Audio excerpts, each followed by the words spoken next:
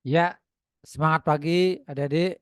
Semoga kalian sehat dan selalu rajin berlatih matematika.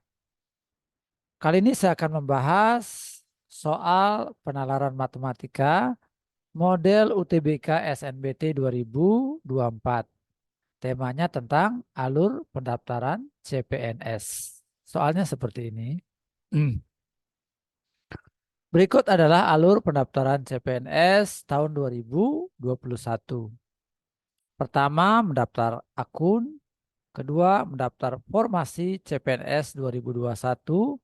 Ketiga, seleksi administrasi. Keempat, pelaksanaan seleksi kompetensi dasar SKD. Yang kelima, pelaksanaan seleksi kompetensi bidang SKB.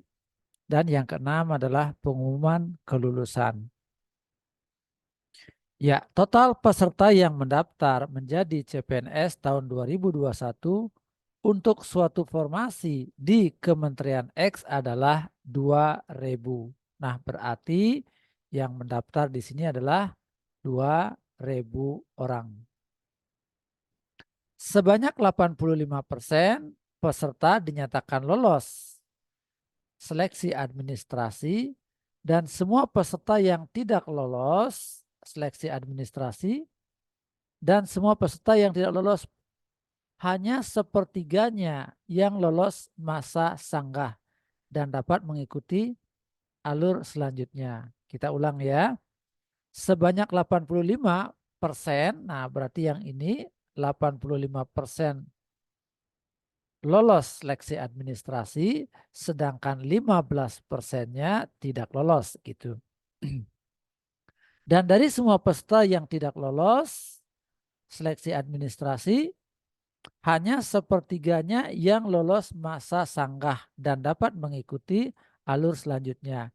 Nah, dari 15% ini hanya sepertiganya aja yang dinyatakan lolos dan boleh mengikuti seleksi tahap selanjutnya. Ya, sekarang kita lihat pertanyaan yang pertama. Jumlah peserta SKD adalah berapa orang? Nah, peserta SKD ini terdiri dari yang 85% ini dan sepertiga ini. Ya, 85% berarti 85/100 dikali dengan total yang mendaftar tadi. Dikali dengan 2.000. Nah, kita coret. Lalu 2 dikalikan dengan 85. Hasilnya adalah 170 ya, nolnya masih ada 1 sehingga yang 85% tadi adalah 1.700 orang. Nah, berarti yang gagal tadi ada sebanyak 300 yaitu 2.000 dikurang 1.700 jadi 300. Nah, dari 300 orang ini yang lulus lolos masa sanggah adalah sepertiga, berarti sepertiga kali 300, kita coret ya, maka hasilnya adalah 100. Nah, jadi yang jumlah peserta SKD-nya ada sebanyak 1.700 ditambah dengan 100 orang. Nah, sehingga totalnya ada 1.800 orang. Nah, sehingga jawabannya adalah yang C. Ya, kita lanjut ke soal berikutnya.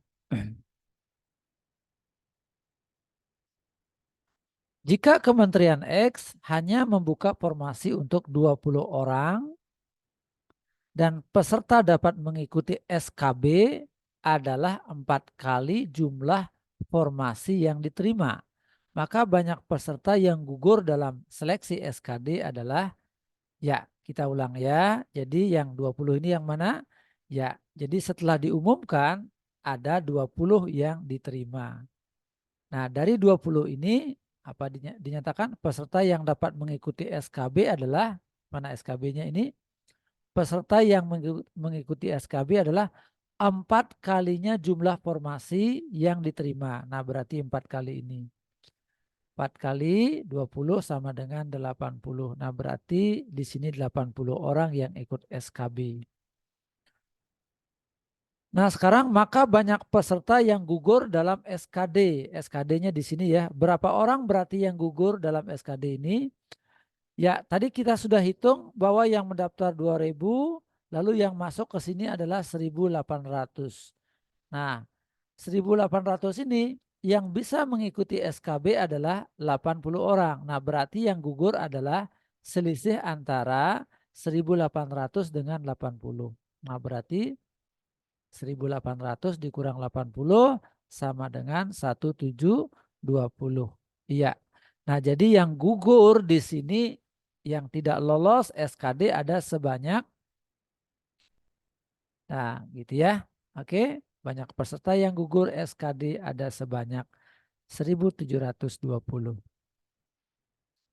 Ya, kita lanjut berikutnya. Soal nomor 3. Jika Kementerian X hanya membuka formasi 20 orang, ya mirip seperti tadi, yang ini ada 20, peserta yang dapat mengikuti SKB adalah 4 kali jumlah formasi yang diterima. Nah, berarti SKB ini adalah 4 kali dari 20 ini, yaitu 80. Maka peluang peserta, seorang peserta untuk lolos SKD. Nah, SKD-nya yang ini ya. Berapa peluang orang tersebut yang ikut SKD ini bisa lolos dan masuk ke seleksi berikutnya. Itu maksudnya. Nah, tadi sudah kita hitung bahwa ini 1.800.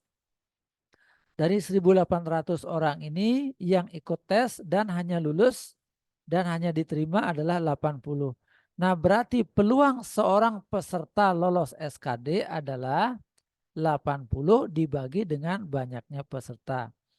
Yang lulus SKD ada sebanyak 80, total pesertanya adalah 1.800. Maka peluangnya adalah 80 dibagi dengan 1.800. Ini kita coret, maka 8 per 180 disederhanakan menjadi 4 per 90, disederhanakan lagi menjadi 2 per 45. Ya, jadi jawabannya adalah yang D. Ya, berikutnya kita bahas soal yang keempat. Jika Kementerian X hanya membuka formasi 20 orang, sama kayak tadi, berarti yang ini 20 orang, peserta yang dapat mengikuti SKB adalah 4 kali jumlah formasi yang diterima. Nah, berarti yang SKB tadi adalah 4 kali yang ini. Berarti di sini 80 orang. Maka peluang seorang peserta untuk lolos menempati formasi tersebut adalah, jadi peluang 80 orang ini lolos sehingga menjadi 20 ini. Ada berapa orang? Ada berapa peluangnya? Peluangnya sebesar berapa gitu ya. Kita ulangi ya. Peluang seorang peserta untuk lulus menempati formasi tersebut adalah berapa? Nah, oke. Yang lulus yang diterima adalah 20, ya, sedangkan peserta tesnya ada 20 peserta tes SKB. Nah, berarti dibagi 80, lalu kita sederhanakan, maka dapatlah jawabannya 1/4. Ya, jawabannya adalah yang D. Baik, demikian penjelasan saya. Semoga bermanfaat. Saya doakan adik-adik supaya lancar tesnya dan mendapatkan nilai terbaik. Ya, jangan lupa subscribe, like, komen, dan share videonya. Untuk video yang lainnya silakan adik-adik lihat di playlist yang ada seperti ini. Adik-adik yang mau UMUGM silakan lihat video-video UMUGM. Yang mau UTBK silakan lihat video UTBK, penalaran matematika dan pengetahuan kuantitatif. Ya, terima kasih. Sampai jumpa pada pertemuan berikutnya.